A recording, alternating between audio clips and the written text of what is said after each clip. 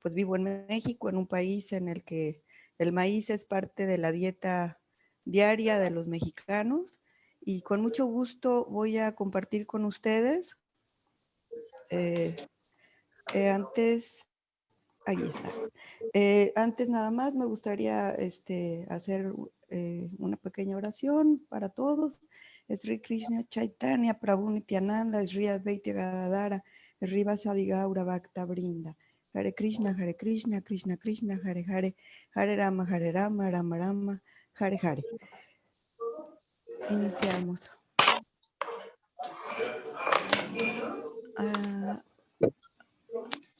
Ay, no puedo cambiar. Ay, un momentito. Ahí. Bueno, entonces, mujer y maíz, que me parece que en México las mujeres, lo he visto desde la historia personal con mis abuelas, tuvieron un papel muy relevante en la aparición y en el seguimiento también de este grano tan hermoso que fue dado por Gran Espíritu Krishna. Y que las abuelitas fueron encontrando primeramente como unas semillitas que se llamaron Tripsacum y Teocintle. Estas semillas, como ustedes pueden observar en la pantalla, son unas semillas pequeñitas. Las vainas miden más o menos alrededor de 5 a 7 centímetros, y de esas vainas que fueron los antecesores de lo que hoy conocemos como maíz,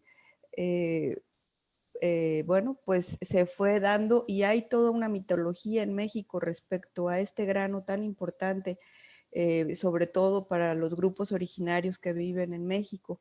Existe una leyenda muy linda en México de los grupos originarios que cuentan que una deidad femenina llamada Coatlicue, su hijo, que era Quetzalcóatl, en una época en donde el pueblo estaba en una situación de hambruna, pidió a Gran Espíritu pues una forma de alimentarse, porque quedaron sin alimento y estaban matando muchos animales. Entonces su madre y él estaban orando, hicieron muchas ofrendas a la tierra para pedir una respuesta acerca de qué alimento podrían utilizar para su pueblo. Entonces Quetzalcóatl fue a realizar una caminata muy larga en donde observó unas montañas muy enormes, y subió la montaña, y en la montaña, cuando estaba hasta arriba, encontró a una hormiga y observó la hormiga, y la hormiga llevaba una semilla. Entonces la hormiga le dijo que esta semilla, esa semilla iba a alimentar a su pueblo, pero que él en su forma humana pues no podría llevarla, sino que tenía que convertirse en una hormiga para llevarla, y de esa manera que toda su energía estuviera en la semilla.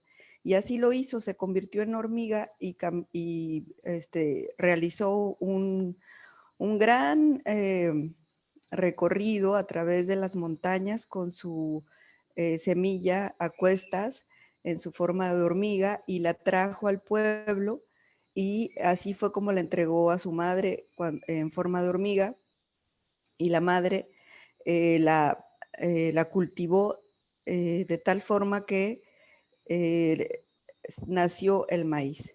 Esa es la leyenda que se cuenta en torno al maíz. Y, eh, y bueno, el maíz, como todos sabemos, fue de alguna manera una continuación de la creación de Gran Espíritu en las civilizaciones mesoamericanas, quienes se conectaban de forma mística con sus deidades, especialmente con una deidad femenina llamada Chicomecoatl. Esta deidad que básicamente estuvo en la región de los náhuatl, en la parte de lo que fue el nacimiento de la cultura azteca, fue pues muy, muy reverenciada y se le ofrendaban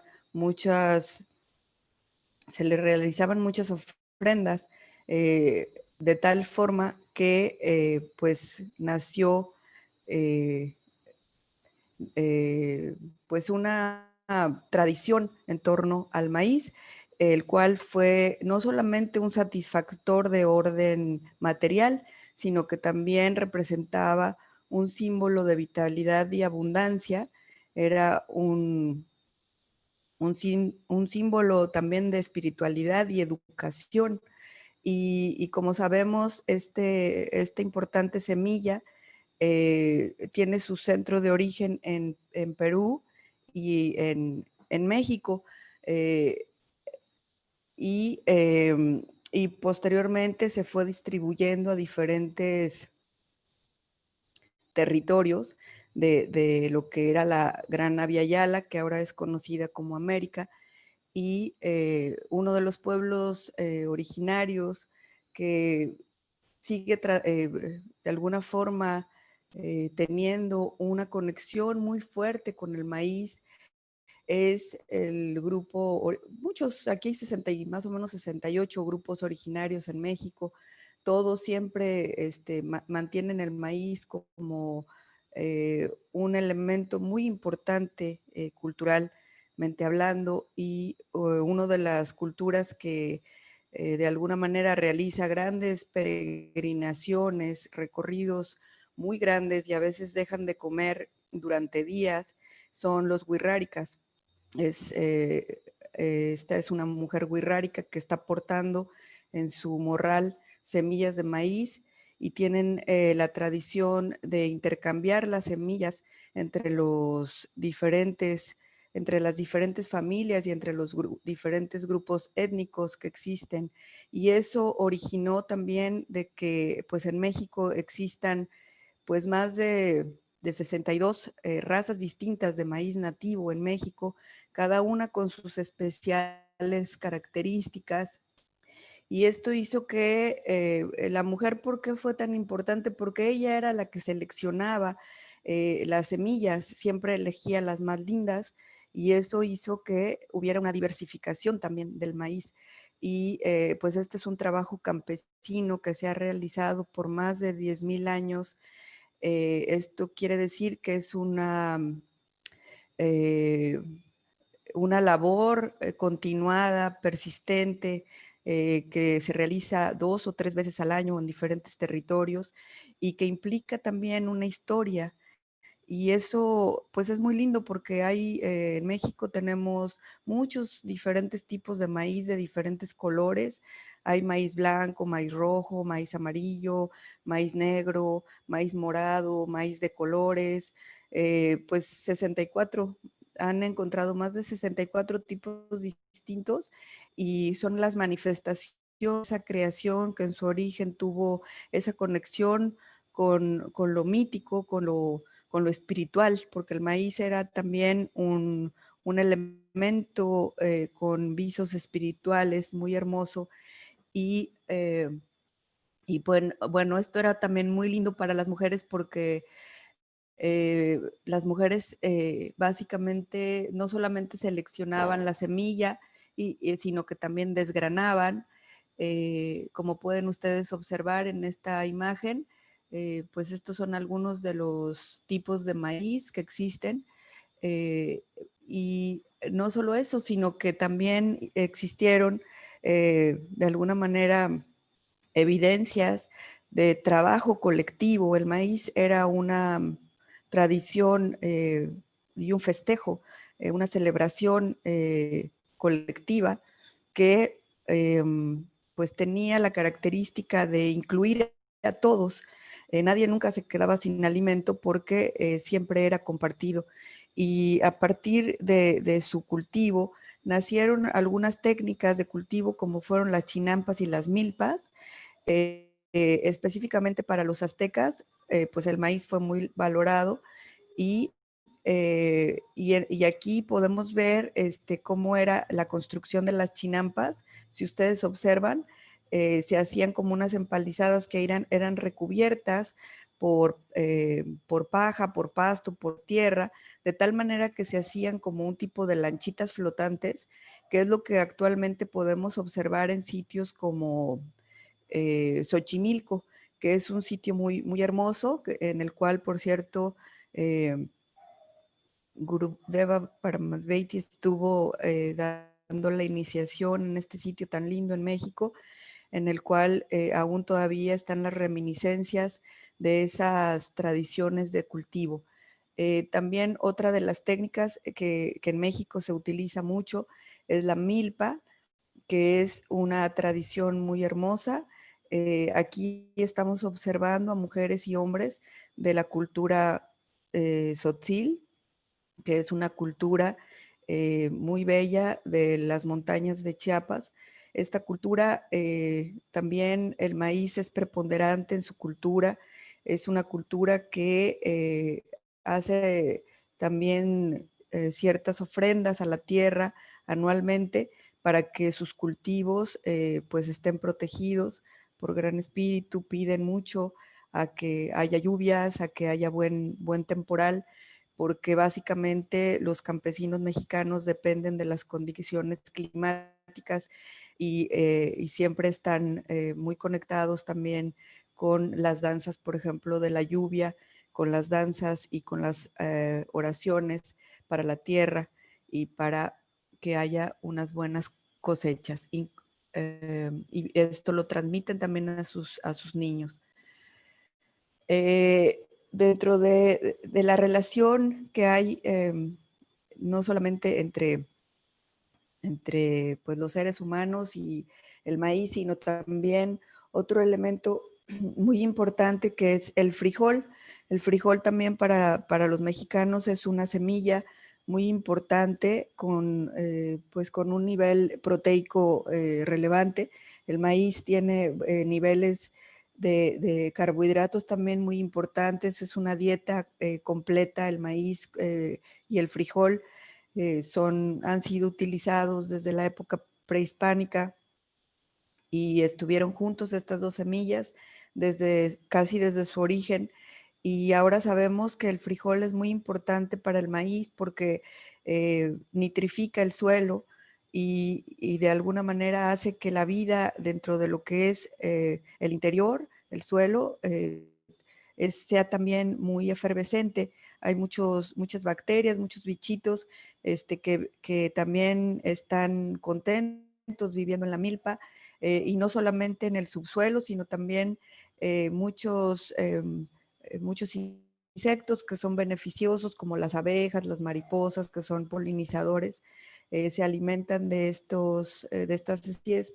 Igual también especies pues de mamíferos, como es los murciélagos, que también son grandes eh, polinizadores, algunos también son insectívoros, y que de alguna manera para las culturas originarias de México el murciélago era considerado un símbolo de larga vida y de abundancia también.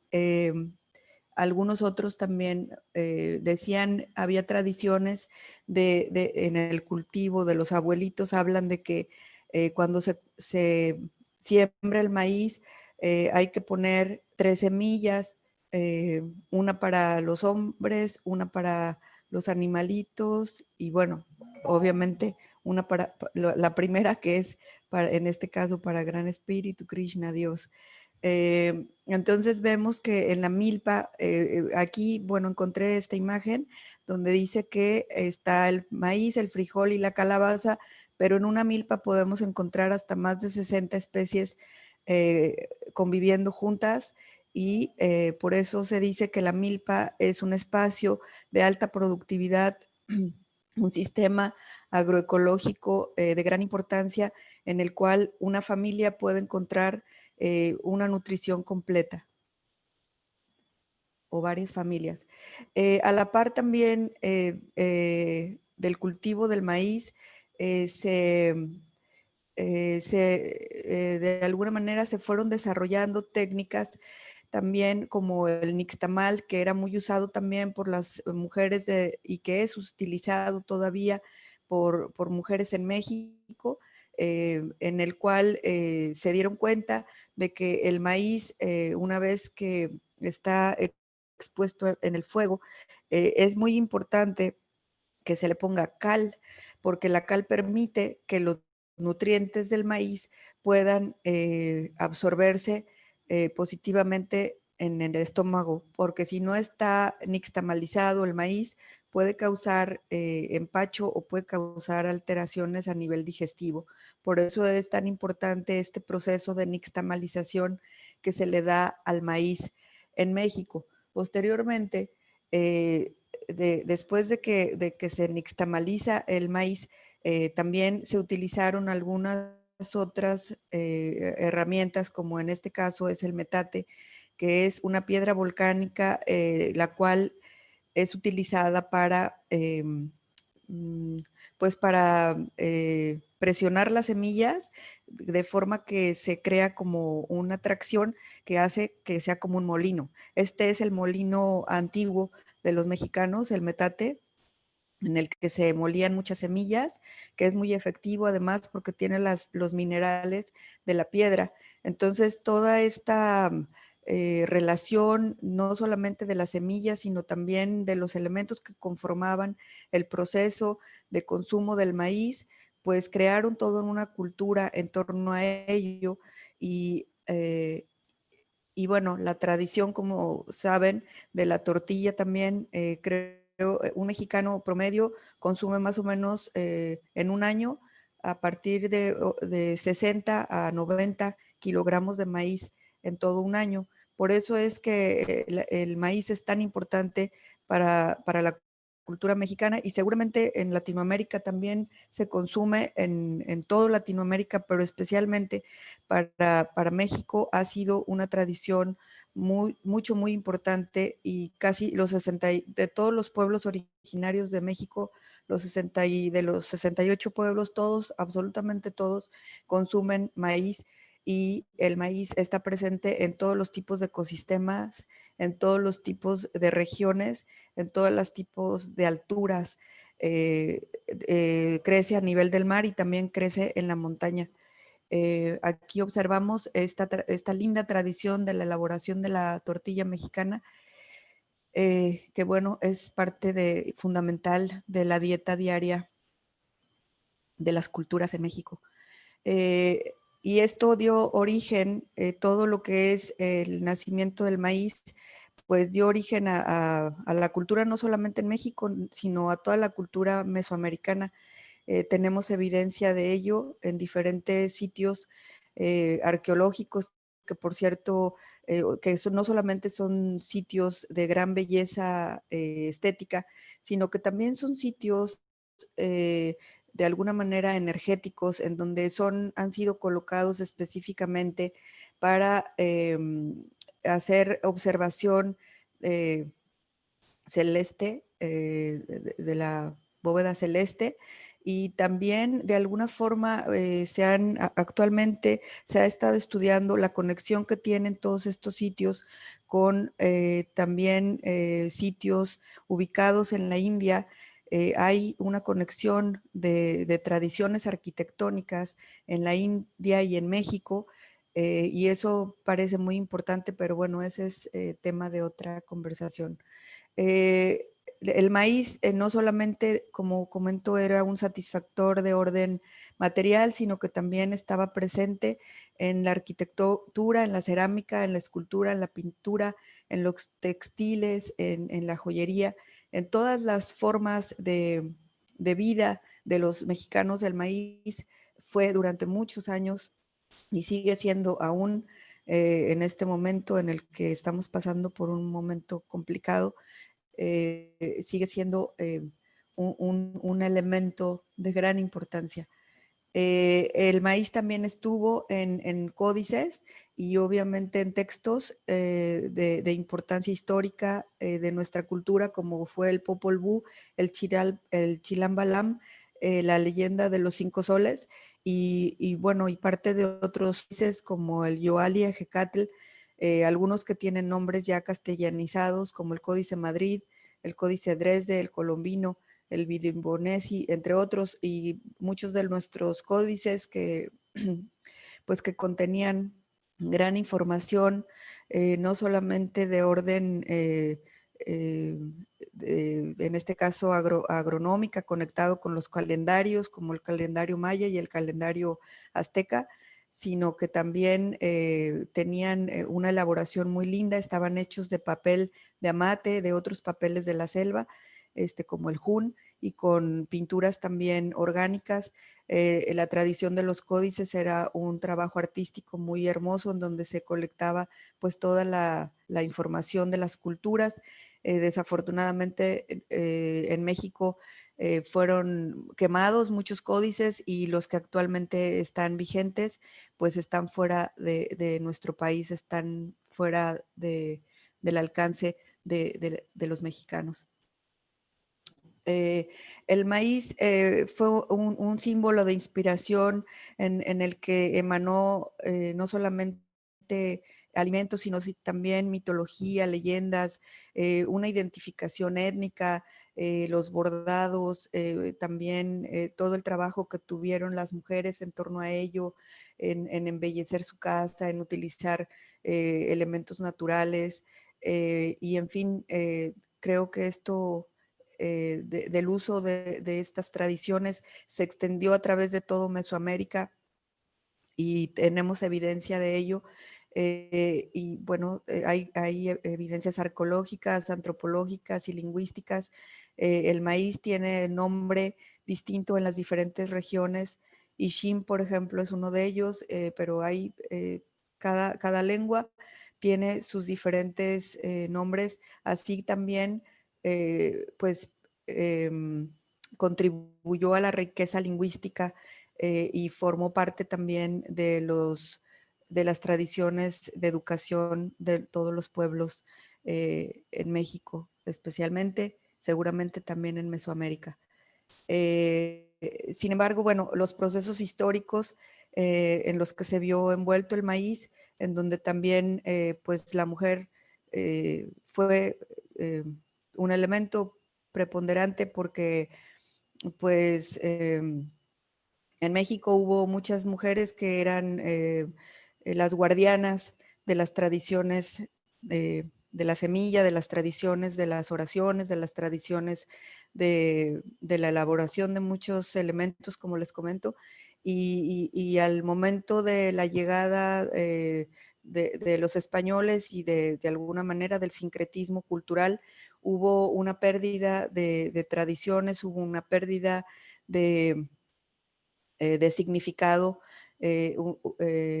sobre todo en el mestizaje, y nosotros ya como pueblos mestizos perdimos mucha conexión con las tradiciones originarias y bueno, actualmente se ve esta transición que existe que desde la época prehispánica, bueno, pues había todo el uso de la mujer, por ejemplo, utilizaba elementos elaborados a través de piedra o de madera para hacer el cultivo. Posteriormente, la llegada pues, de los europeos, trajeron los animales que eran traídos de otras partes del mundo, como fue la vaca, como fue el puerco, como fue las gallinas, como fue los borregos, como fue las cabras.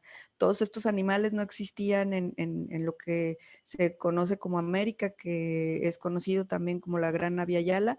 Estos hermanitos menores fueron traídos y de alguna manera actualmente en los pueblos originarios se utilizan para, pues, para ayudar a la gente al cultivo, pero actualmente, bueno, pues hay una transición fuerte con respecto a lo que es el cultivo y vemos, por ejemplo, que la tierra ya es arada de una forma pues muy agresiva, con ciertas tecnologías que de alguna manera realizan siembras de monocultivo.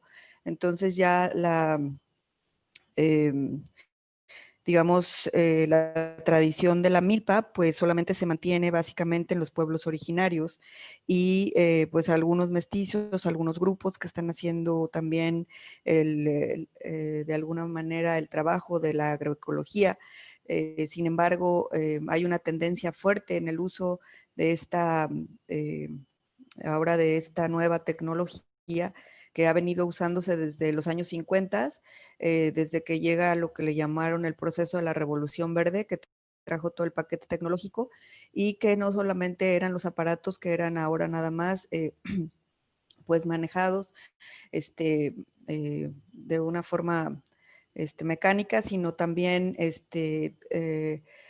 todo el paquete agroindustrial que venía con fertilizantes, agroquímicos, en fin, cosas que envenenan la tierra, el aire y el agua, y que por ende también la salud, pues no solamente de los seres humanos, sino de toda la cadena trófica y de muchas especies que pues dependían o dependen de en este caso, de la especie del maíz.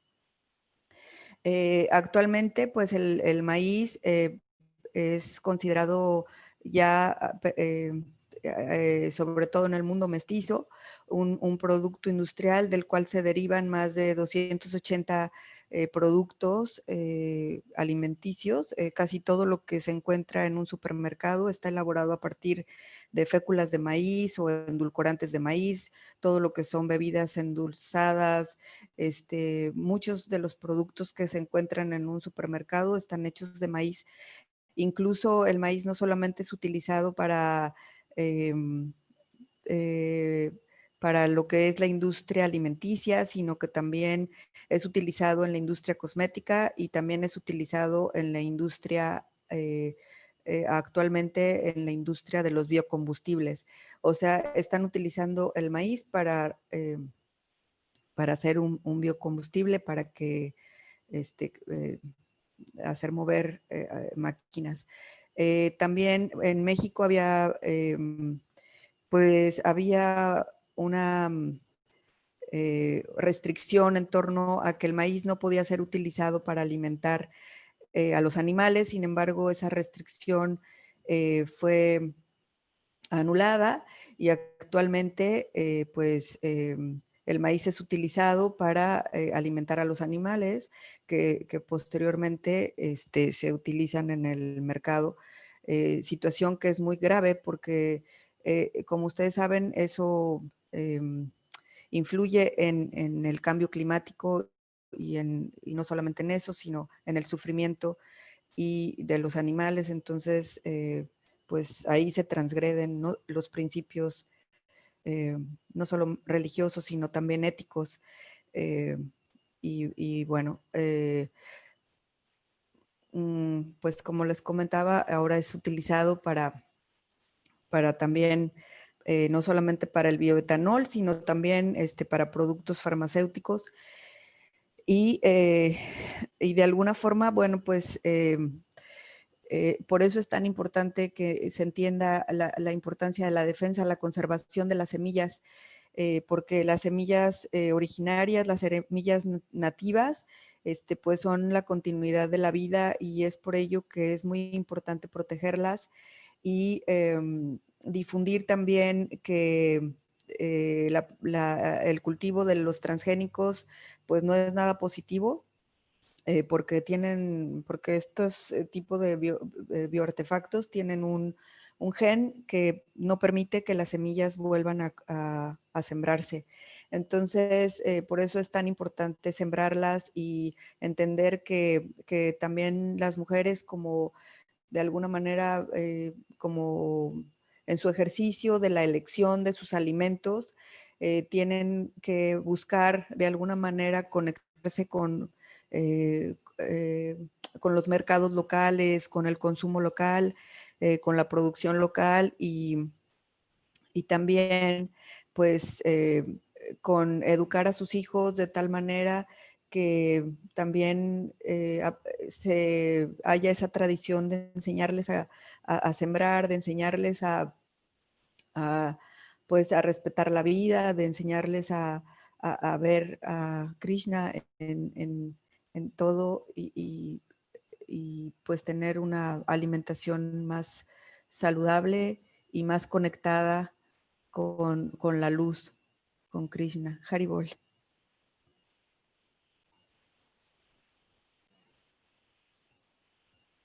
Haribol.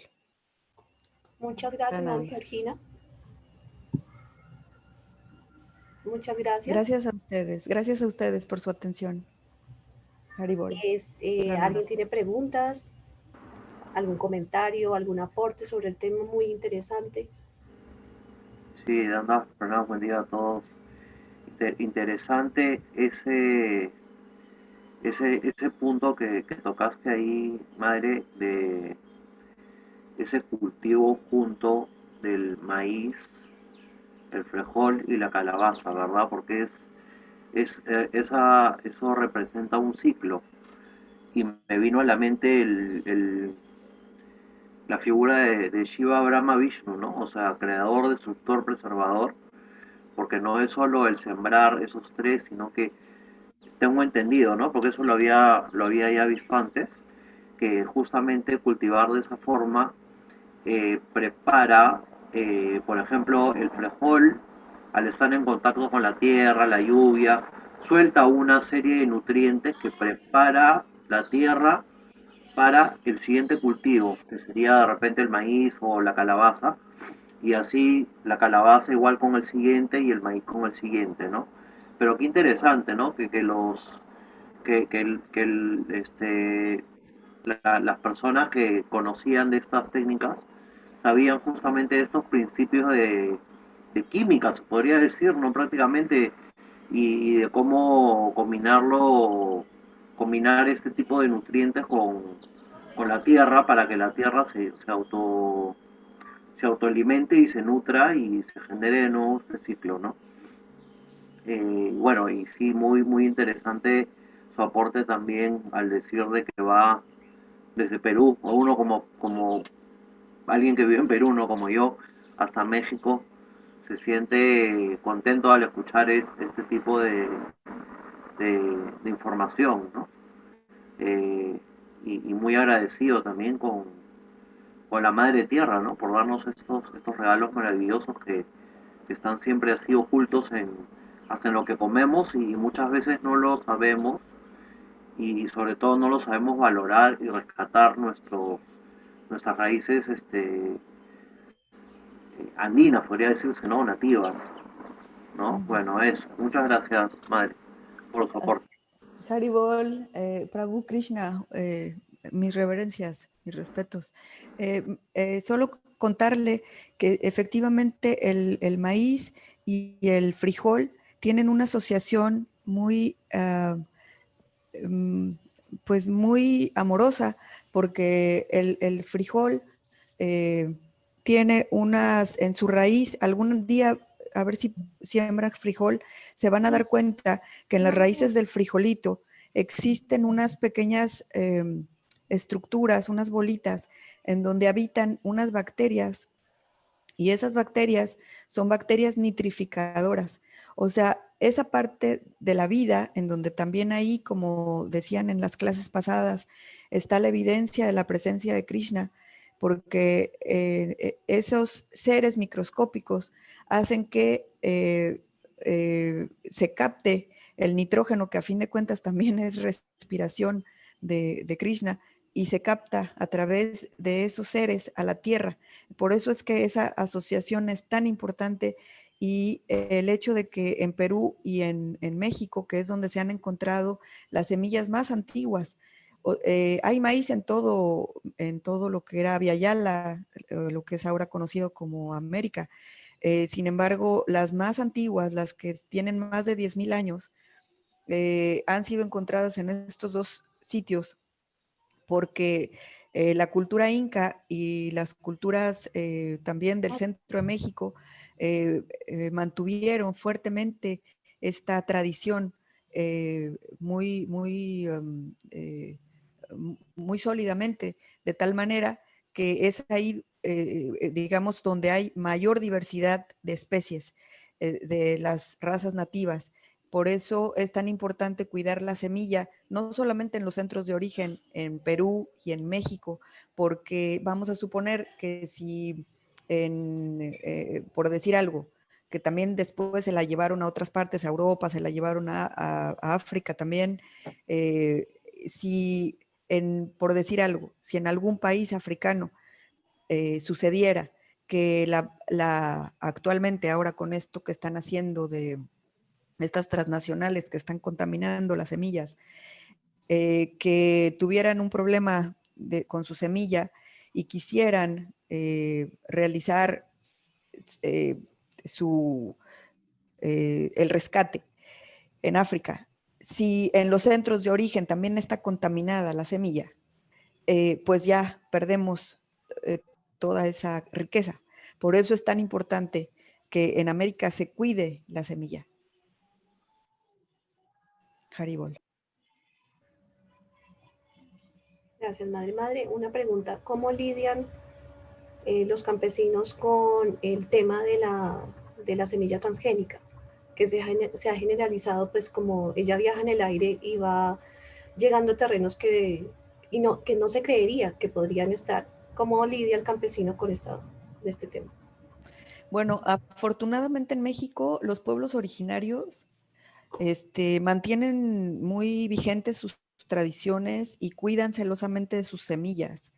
Ellos tienen técnicas y de hecho sus espacios de vivienda tienen lugares en donde guardan sus semillas y cada familia tiene sus semillas. Entonces, de alguna forma, estos sitios en donde habitan los pueblos originarios son quienes guardan mejor la semilla.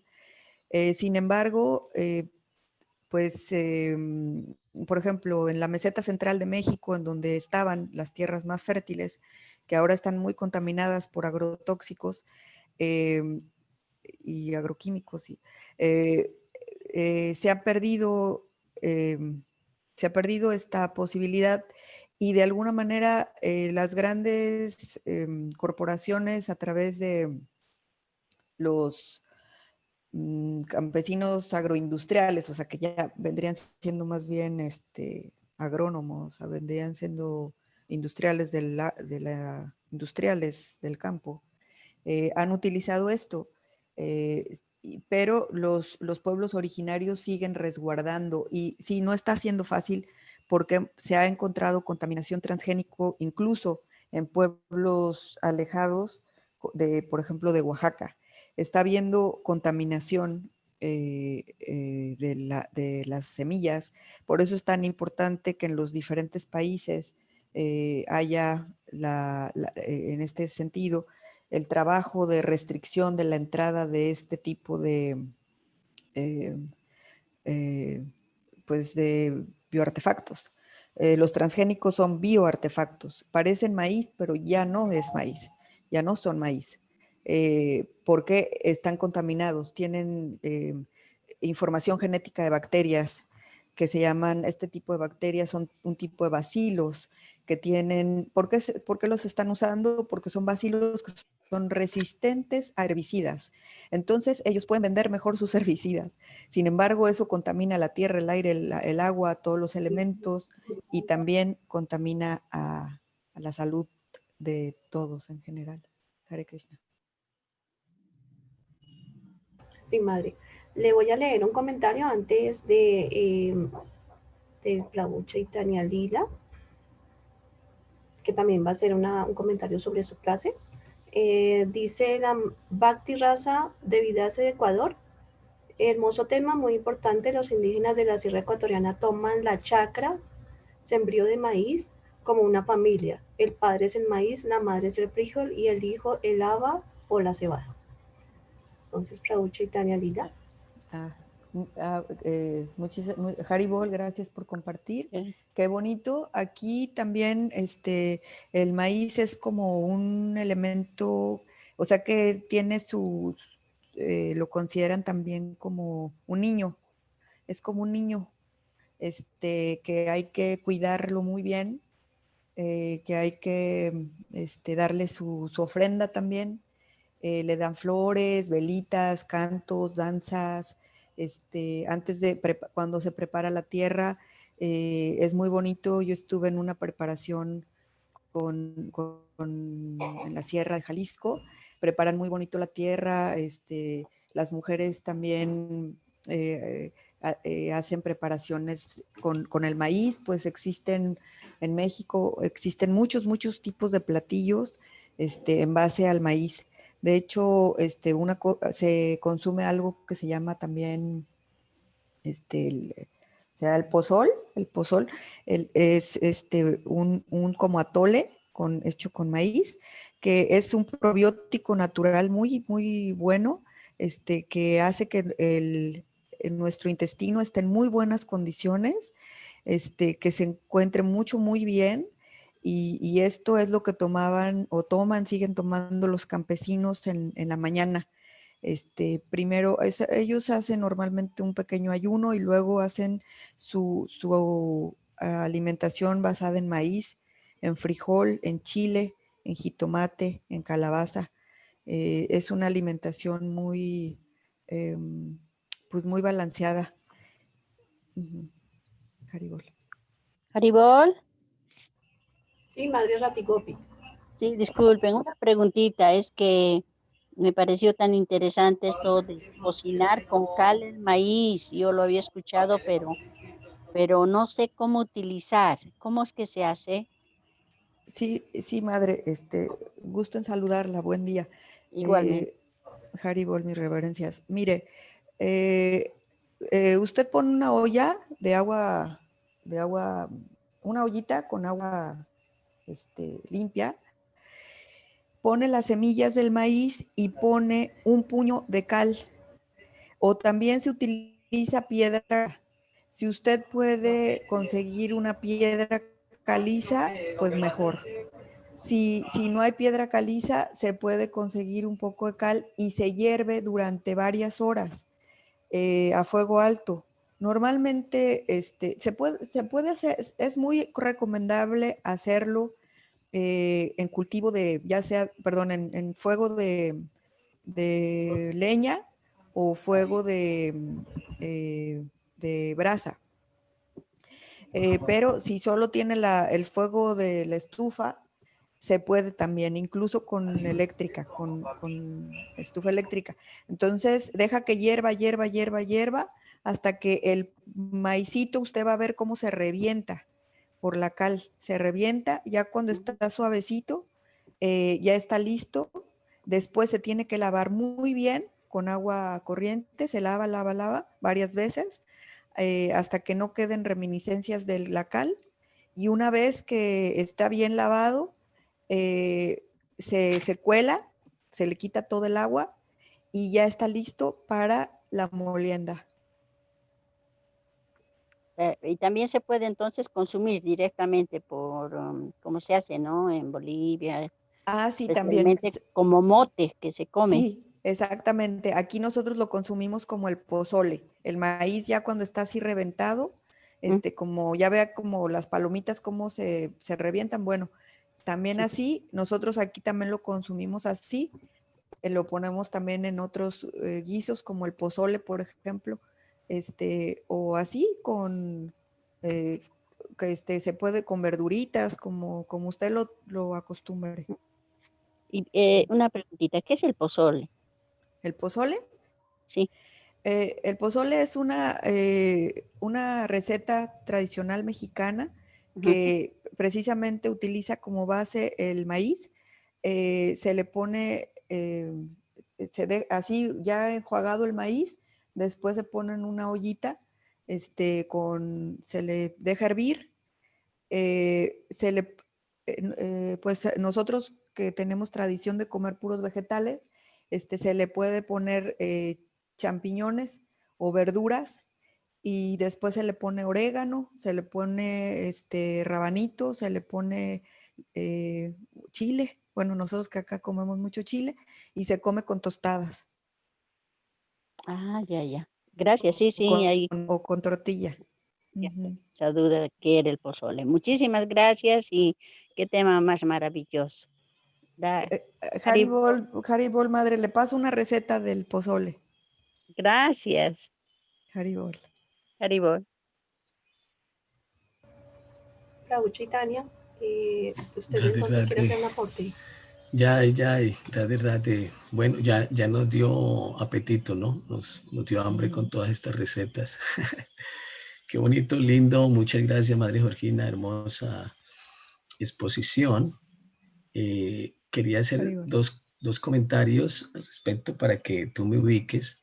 Uno es la parte de lo que hablaba la Madre Druva.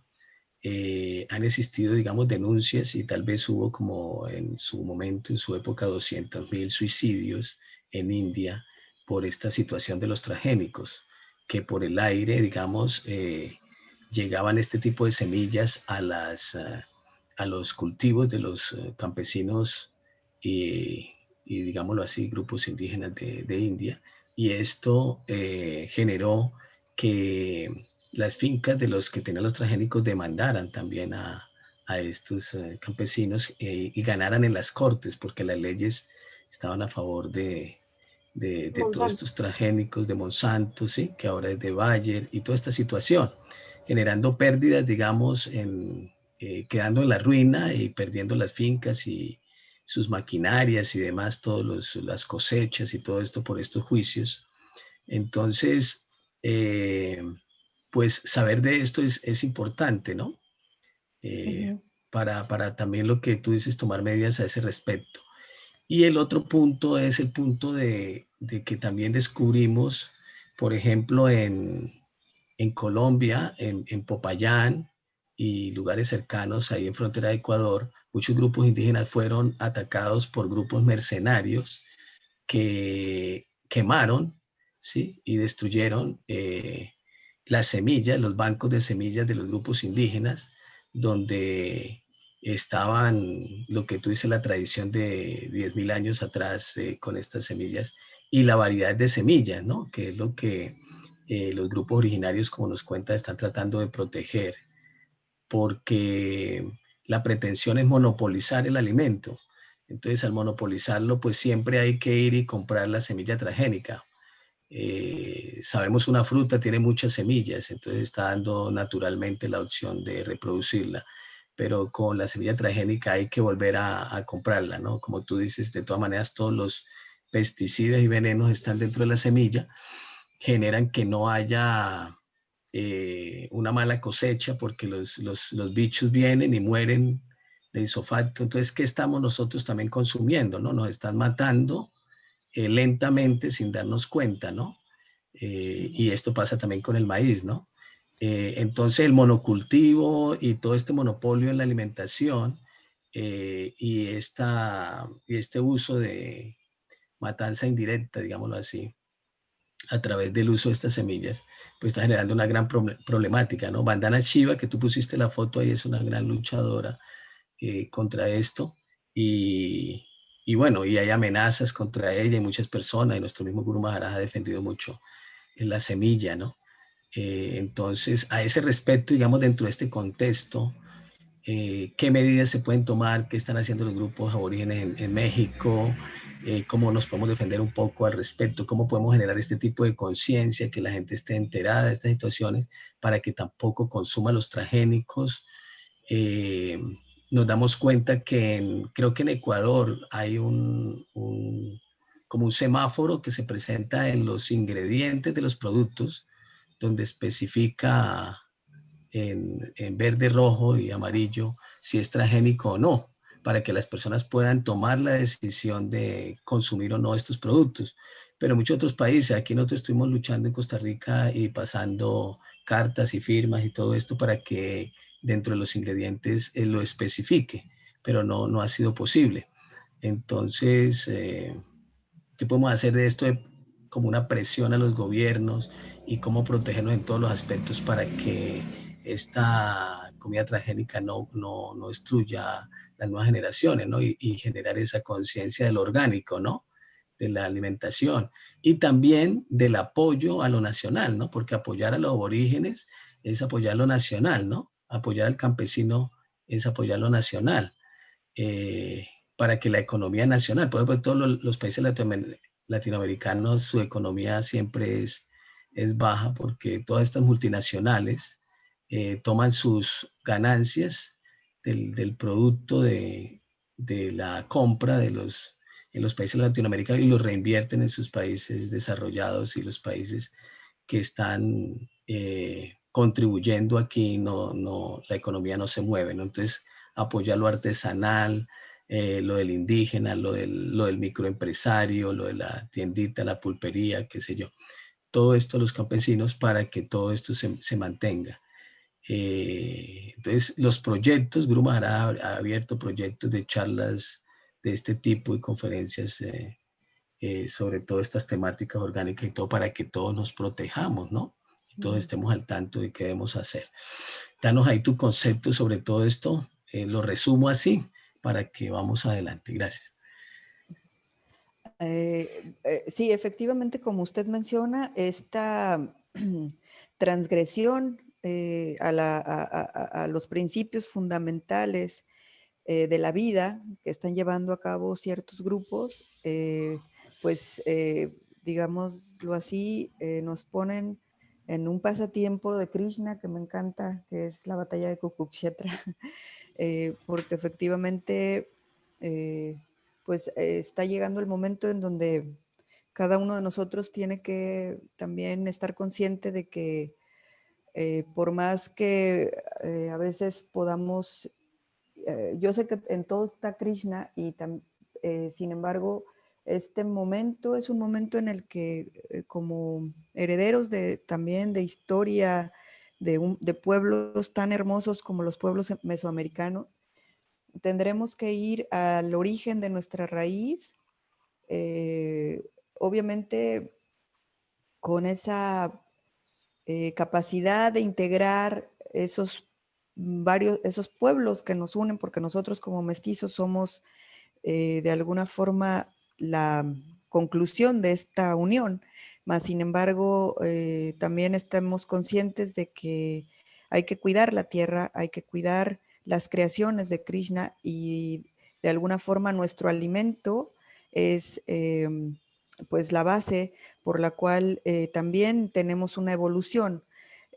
Por eso aquí en México dicen el hombre y la mujer de maíz, porque prácticamente el consumo de carne, por ejemplo, en México, sobre todo antes de los años 50, no era, mi abuela, por ejemplo, no comió, no sé, ellos vivían, que además era una mujer de campo, mis dos abuelas mujeres de campo, no había esto que actualmente se vive en México, de las taquerías en cada esquina, que es bastante pues desagradable, y que hay un consumo tan incrementado en este caso, de cárnicos, ¿no? Que son animales, la vida de los animales están siendo consumida. Nada más en los años pasados se registró, estaba yo viendo un número de 258,000 toneladas que se exportaron en México de cárnicos, o sea, de vidas.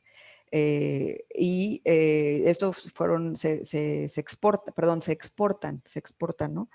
Además, esto conlleva contaminación porque el cultivo de animales crea muchísimos problemas, pero los transgénicos tienen precisamente ese objetivo.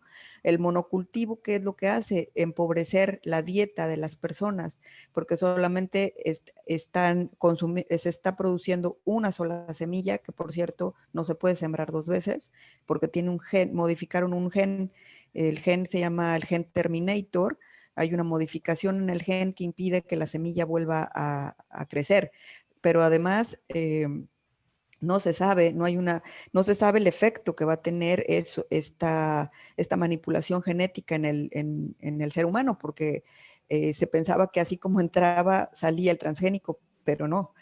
Esas moléculas entran al sistema también celular de los seres humanos y eso está provocando alteraciones en la salud de las personas en diferentes niveles, pero además también de alguna manera están deteniendo la evolución, nuestra evolución. Nosotros somos seres en evolución.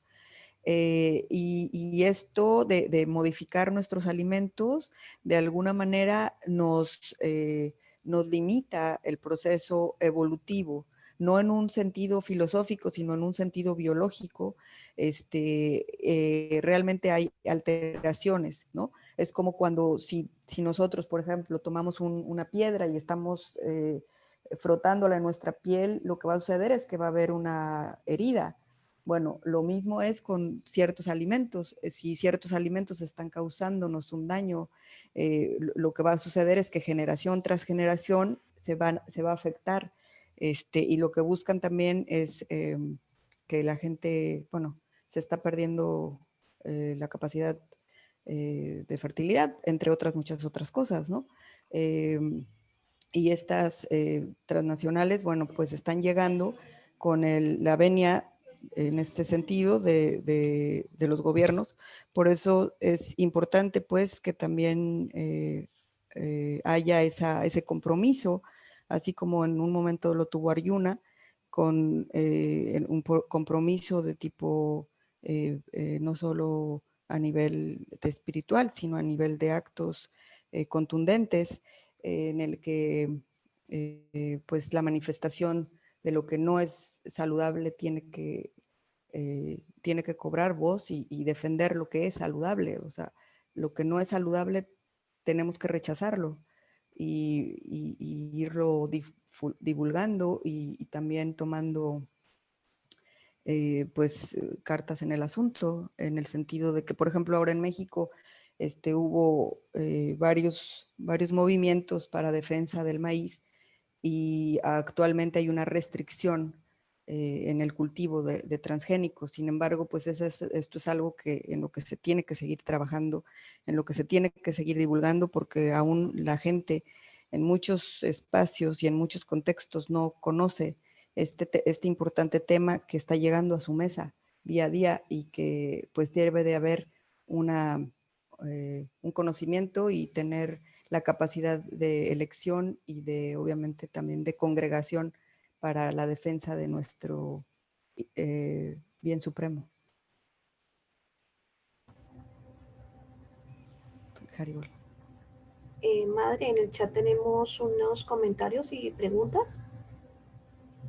Dice Prabhu Krishnabandu, los mexicas, igual los hombres de maíz, de ahí viene el nombre.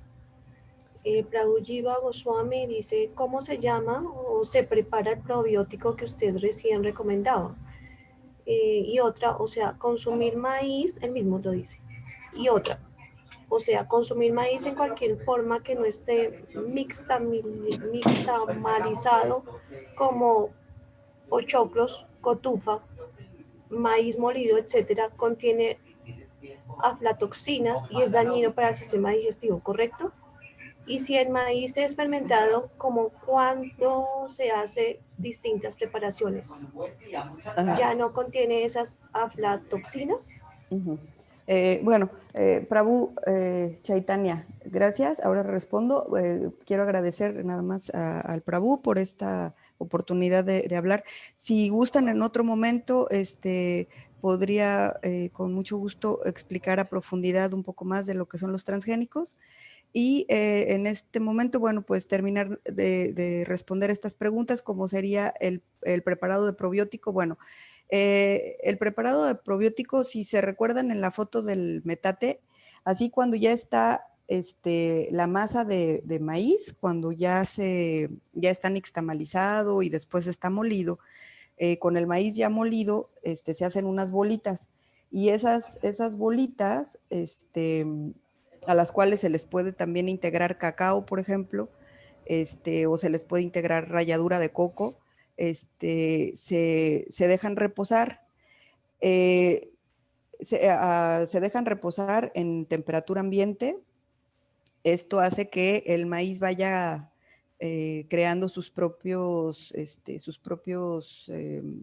bacterias, pues, que de alguna manera son un tipo de lactobacilos que están creciendo en el maíz, y entonces eso después se disuelve con agua, después de un día, 2 días, depende de la persona, primero les recomiendo que primero vayan viendo cómo les cae primero un día. Hay personas que pueden comer el pozol de 2 días o de 3 días, que ya está un poquito más agrio, que es más eficiente, y lo pueden endulzar lo pueden poner en la licuadora o lo pueden simplemente mover con la mano, y lo pueden endulzar con miel. Y luego dice que claro, el maíz, si no es nixtamalizado, puede causar problemas en el sistema digestivo. Por eso comentaba que esta tecnología de la nixtamalización es algo tan, pues tan relevante, porque nos da la oportunidad de entender cómo ese conocimiento también lo obtuvieron los pueblos originarios, y eso fue, pues, si recuerdan, pues importante, ¿no? Porque vemos las evidencias de cómo la gente era tan trabajadora que podían realizar templos tan impresionantes como los que hay en la India. Y efectivamente, después de la nixtamalización, ya no queda ningún tipo de sustancia dañina para el organismo. El maíz es una fuente de carbohidratos de alta calidad, y también, aunque tiene ciertas proteínas, vitaminas y minerales, el carbohidrato, que es el que se requiere para, pues sobre todo para la parte del mantenimiento celular, está presente. Hare Krishna. Muchas gracias, Madre Georgina. Muchas gracias por responder todas las preguntas. Qué hermoso tema. Le agradecemos su intervención aquí y toda la sabiduría que contiene lo que usted nos ha contado. Haribol, muchísimas gracias por la oportunidad de compartir. Gracias, muy amables, Haribol. Entonces tenemos para ustedes a las 10:30 de la mañana. Entonces salimos y volvemos a entrar a la Escuela Culinaria El Sol con la Madre Kaveri de Vidasi y las instrucciones de la Madre Premalática. La receta, los ingredientes ya están en el chat, ustedes pueden mirar los ingredientes. Madre Premalática, ¿usted quisiera hablarnos un poco de cómo va a estar esta bella clase?